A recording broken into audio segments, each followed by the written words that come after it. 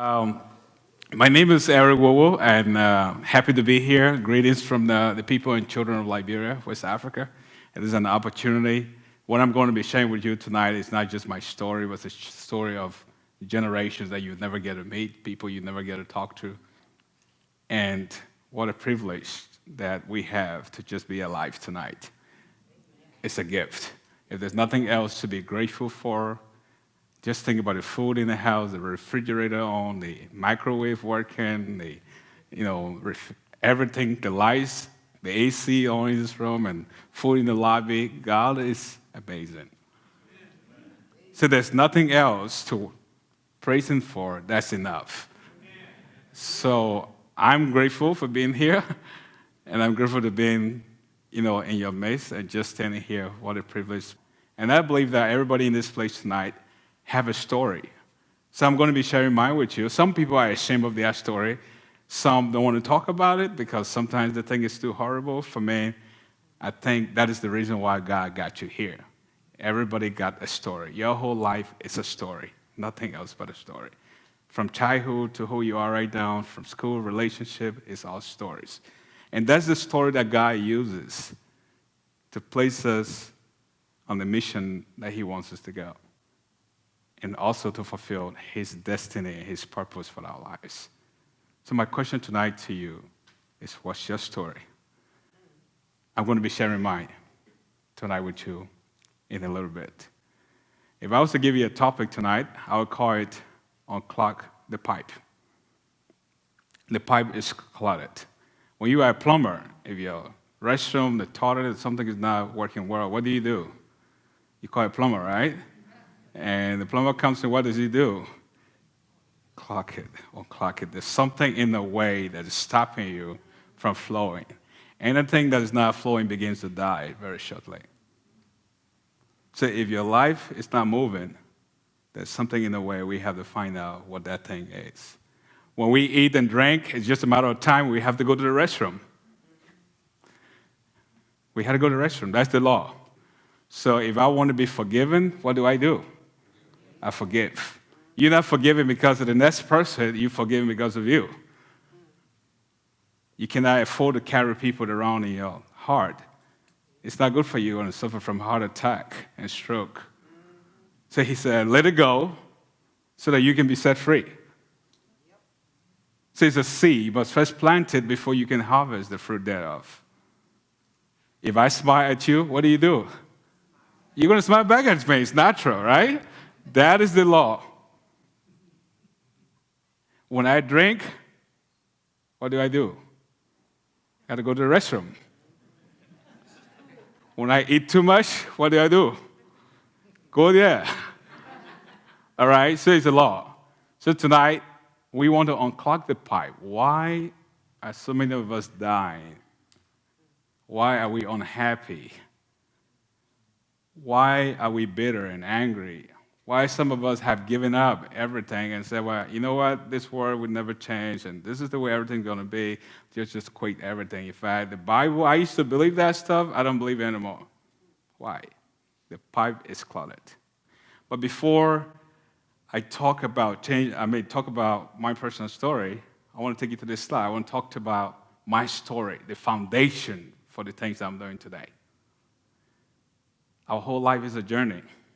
And you have to learn to remember things along the way.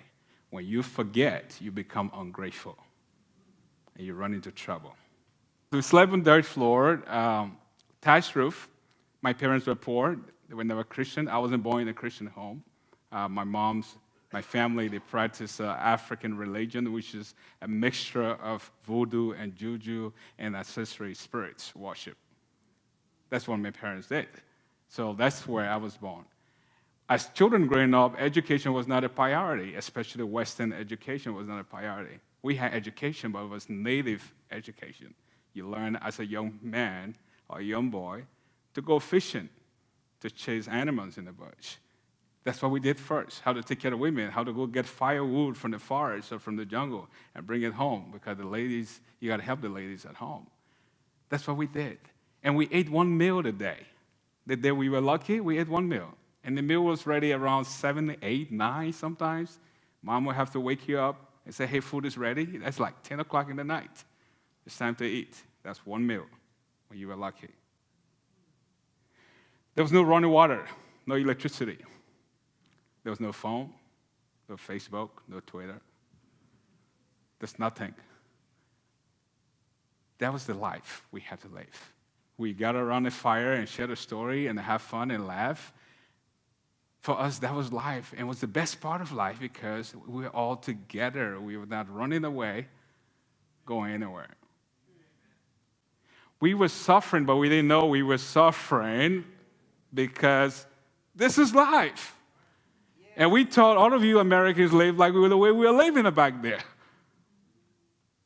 We were that busy trying to outperform people, compare ourselves with others, try to measure up with other people, which is that this is great. This is life right here. Liberian Civil War started in 1989. I was 12 years old. I've just told you the good part of my life. The worst part is about to start. And when the war started, there was no food, no water, nothing happening. Everything got shut down, everything being destroyed. People began to die in their homes. And my parents, my mom called me and said, well, Eric, you are the oldest in the family. So will you go out there and get some fish for your siblings to eat? Sure, of course, that's my career. So I went out to go fishing. We walked 4 hours one way to the river, spent 2 days fishing. And on my way back home from my fishing trip, I was captured by child soldiers. If you have watched a movie called Blood Diamond, you have an idea of what I'm talking about tonight. So I was captured, tortured, beaten, to be turned into a child soldier so that I could join the revolution and kill other people. But I didn't know what was going in the country. And I don't know why I said, no, I'm not going to join. And they said, there's no neutral ground here. It's either you're with us or we're going to kill you because you're against us. So I was tied up with my arms pulled to the back until my elbows from the front met in the back. And then I was thrown into a cell for 2 days. In the process, the ropes were so tight that it cut off my blood circulation. So finally, when I was brought out, I said, well, it's time to go, Eric, pick up the gun. I couldn't feel anything in my both arms. So the commander said, he's useless. We can't use him.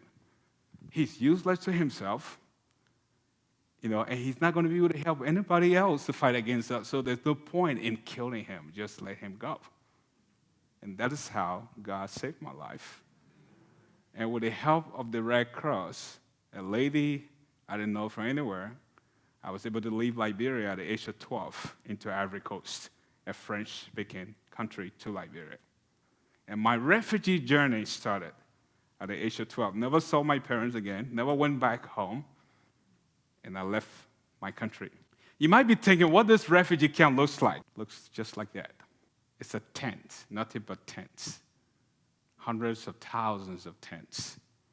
Now, all you have to yourself is a bucket, a spoon, a little pot, and a mat, a rubber mat to sleep on. You better pray to God that there's not a tornado, because all of that will be gone. You have nothing else left. That was the life I had to live. And because of that, I went from the Ivory Coast to Guinea to Sierra Leone. As you can see the journey from number 1 all the way to number 12.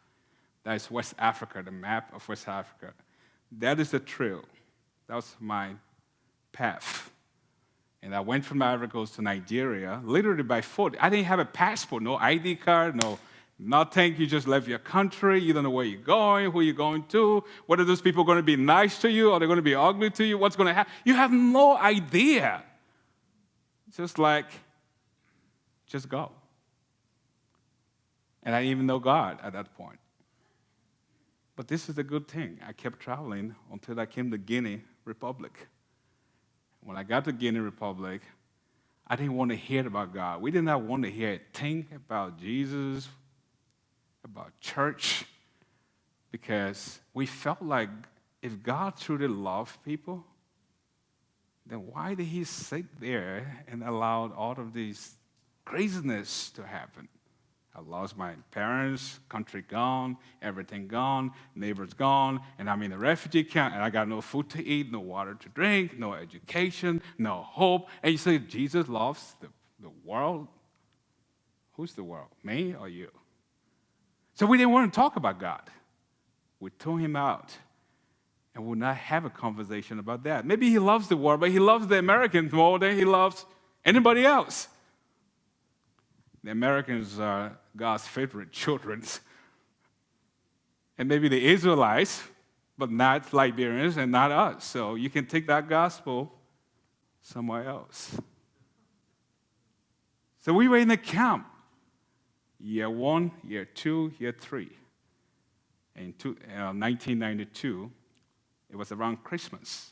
Christmas was the best day to be in the camp, by the way, in a refugee camp, because Christmas month, December, was the only time we had the Methodists, the Catholics, the Lutheran, Episcopalians, and Pentecostal churches came together, and they brought food and water and, some beans, some oil, some medication for the refugee. Jesus is great, and we're going to save the refugee. And they come in, and the assistance is for 2 weeks. From December 15th to December 30th, Christ have come and gone, and the crisis back.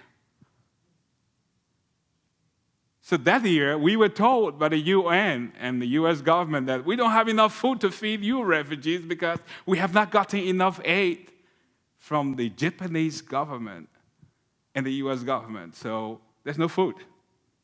And we were all angry again. And I went to bed that night. It was 2 days to Christmas. We have these pastors we call the radical for Jesus. They're just crazy for Jesus. And one of them came to the refugee camp in the morning, 4 o'clock, with a bullhorn. You know what a bullhorn is? A megaphone. Not a stage, though. Not this. A bullhorn. 4 a.m. in the morning. And he had a plan, because the plan was, we must catch these refugees while they are sleeping. We must bring Jesus to them in the tent while they are still asleep in the morning. Because they're not running around trying to find food to eat and water to drink. Everybody's going to be sleeping at 4 o'clock in the morning, so we can get everybody together. So he comes around and he's walking around with a bullhorn and preaching. And I'm in the camp in one of those tents that you saw on the screen, on the dry floor, and he started to preach. Just walking around. No congregation. We're not going to talk about the Bible, to have a coffee and let's talk about Jesus. There was nothing like that. There's no stage, no platform. And he's just walking. Imagine that, just walking and talking and talking and talking like a crazy person. There's nobody around. But in his mind, he was talking to people in their tents that were listening to him. They don't have to be outside. I mean, that's how strong the faith was. And I was lying there in my room, and he just kept talking. What got my attention was he said, how did you survive the civil war in your country? How fast could you run? How strong were you? How swift were you? How intelligent were you that made you survive this horrible civil war that killed everybody else, but you were still alive? What did you do on your own? Where is your mom tonight? Where is your dad tonight? Where is your neighbors? Where is everything you know in your life? The United Nations, the U.S. government, the Liberian government, the tribe you belong to, the religion your parents taught you. How is all of those things working out for you tonight? When are you going to go back to your home country if you know what you're doing and where you're going? I couldn't answer those questions. And he said, I have come to let you know that Jesus got a plan for you. He saved you for a reason. And he is running out of patience if you cannot make a U-turn. And if you believe in what I have just said, I want you to close your eyes wherever you are, and I will pray for you. And God will take you to places that you would never imagine possible. He will rewrite the mistakes that you've made. And I closed my eyes in that tent. Never came out, never saw that man face to face. And he prayed a sinner's prayer. And he said, I don't have a Bible to give you. I don't have a church to recommend you to. But there are people out there called Christians. When you find them, you will know them. Go find those people in your midst and let them teach you about this new Jesus you just found. And that was it. That was 1992. Fast forward, today I'm standing here in Michigan. Not a refugee camp, with a microphone. With the high-tech guys in the back and people taking pictures on an iPhone. I got an iPhone, okay? So, can you imagine that? Isn't Jesus good?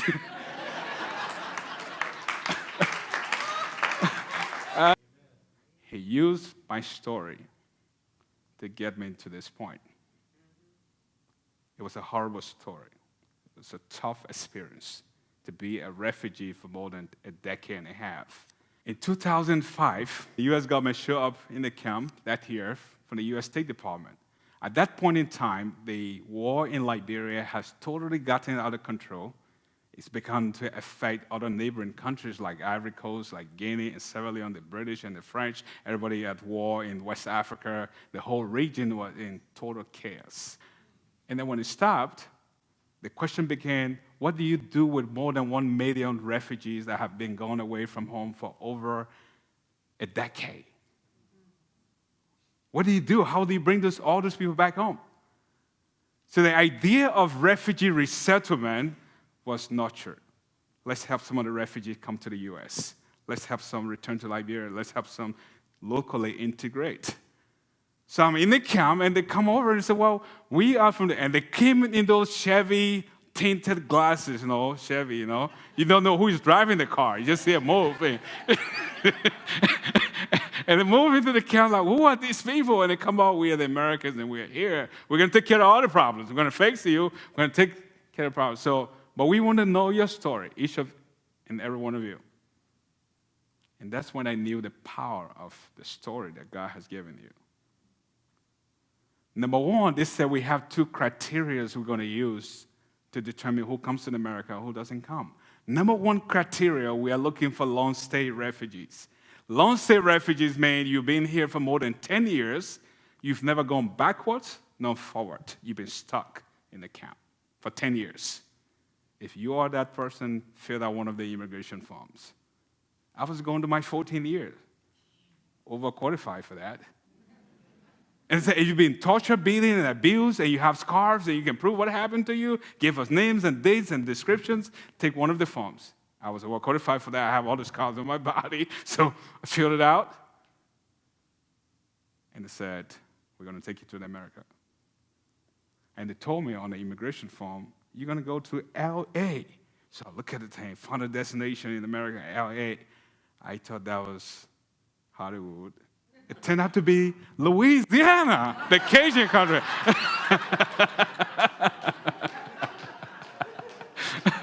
Hey, a great place, by the way, Louisiana, wonderful place.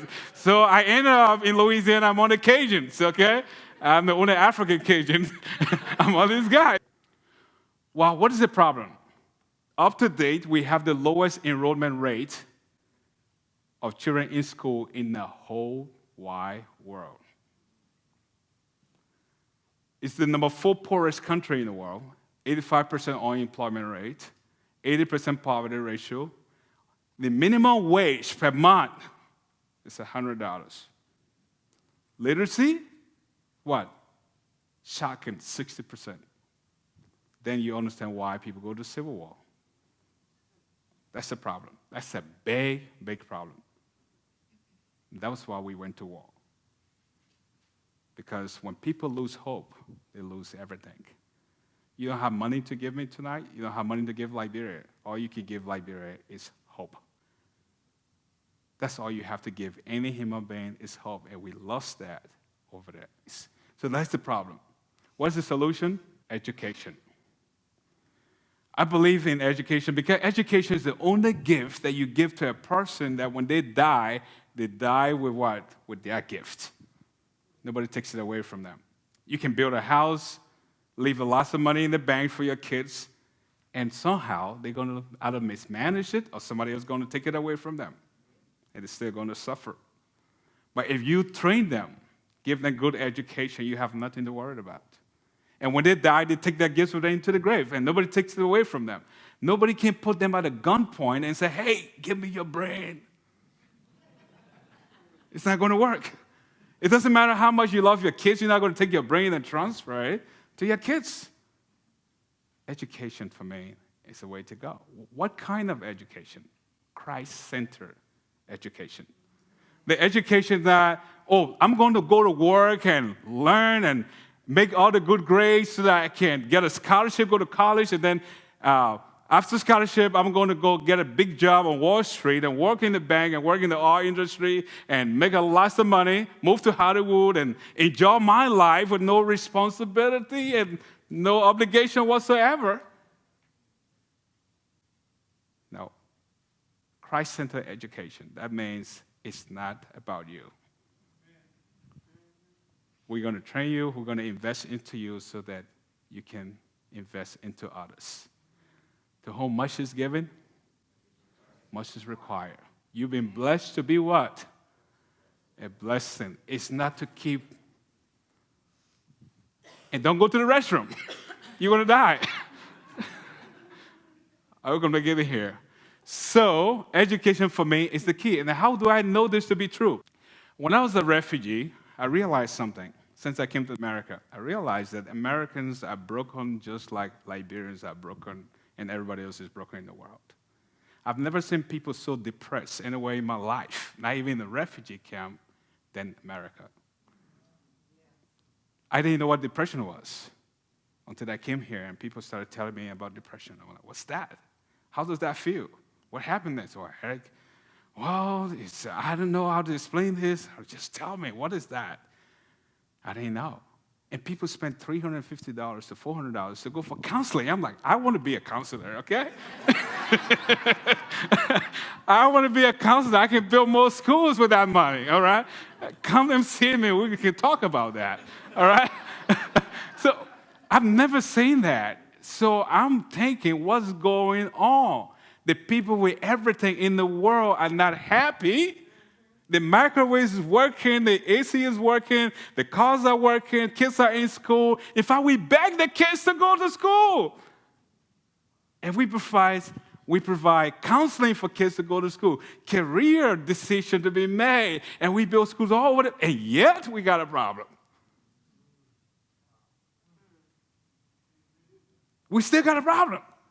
And I was shocked, a complete culture shock. And then I realized here in America, the dogs and the cats at home have a hospital. And they have a daycare center. And they have a bakery and a daycare. And they have adoption program. They have a protection agency. My goodness, what kind of country is this? Everything has hope. But yet the people are not happy.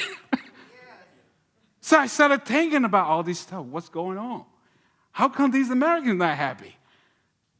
Everybody go in their little room and lock the door, and everybody's suspicious of one another. It was lonely. It was hard for me to understand what was going on. And I knew the whole thing comes down to education. They need to be educated as well. They don't know that they got a problem. So the education, Christ-centered education, to break the cycle of poverty physically, mentally, spiritually, and relationally. Amen. That's the kind of education I'm talking about. Amen. Physically, mentally, spiritually, and what? Relationally. So it's in two folds. When I'm here in America, we are fighting poverty through education by breaking the cycle of spiritual poverty and relational poverty.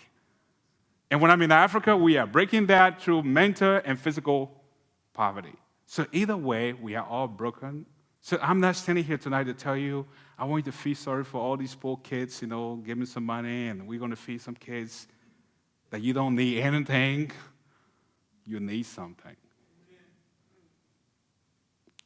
You need something. And that's the story I'm sharing with you tonight. I'm in a refugee camp, and a friend of mine gave me that computer. The only gift I ever had. I started to learn how to use the computer. I became like Donald Trump and Bill Gates in the refugee camp overnight.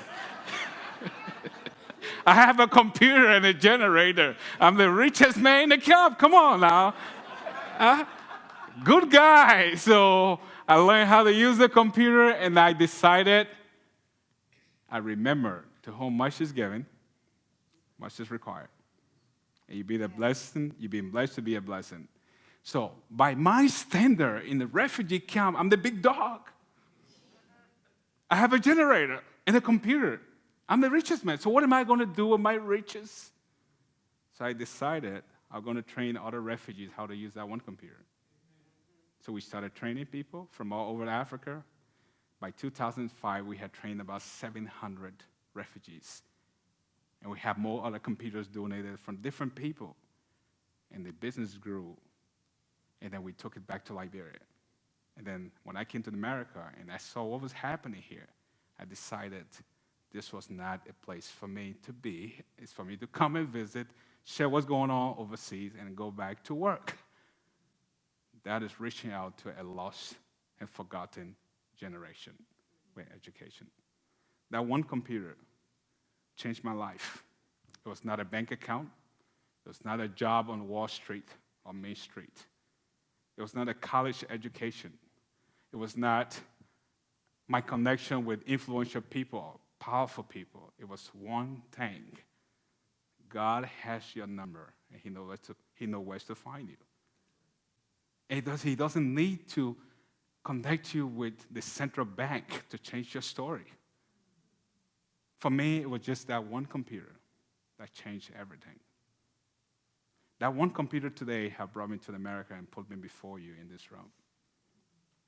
So today we're in Liberia, next slide. And that one computer gave me something to give back. Something to give back. This is that computer. Our motto is pretty simple. This is our motto. It's unique. At the top, we serve as a bridge between those that have and those that don't have, those that know and those that don't know, those that are smart and those that are not smart, as a bridge. We, as an organization, provide the expertise and the training to the local Liberian people in building their own schools, running their own schools, and sustaining their own schools locally. Our Friends of Liberia, the global partners, Friends of Liberia, give a one-time donation that we take and buy building materials and start-up capital to get the building erected because they don't have the money to buy building materials. The local people or the local community, on the other hand, give the land, they donate the land for the school to be built, and they volunteer their time and services to build their own school. The school is sustained through a daily low-fees payment program. That is, you come to school every day and you pay every day. You don't have to pay at the end of the month, at the end of the semester, at the end of the year. No. These poor people don't have a monthly income. They don't have a yearly income. They live daily. So the way to help them out is to work with them on a daily basis. So with that system, we have been able to sustain most of the schools that we built in Liberia. And the parents love the idea. In conclusion, with that model, up to last year, November, we built 14 schools. That's one of the campuses in central Liberia. 3 main campuses, educating over 1,000 students on each of those campuses in Liberia. We have over 1,400 graduates since then. But I cannot do any of these things, neither can any of us do any, without you getting involved. Can't just do it. Can't do it. So I want to tell you thank you tonight for coming out here to listen to the story. Your comfort zone is the destroyer of your life. Because there you become too comfortable. You know where the remote control is, you know where Walmart is, and you can't get out. Everything is impossible. So I ask you to step out. If you want to change the world, you got to step out of the boat. You can't sit in the boat and expect to change anything. Thank you so very much, and God richly bless you. you, brother. Fantastic. Yeah.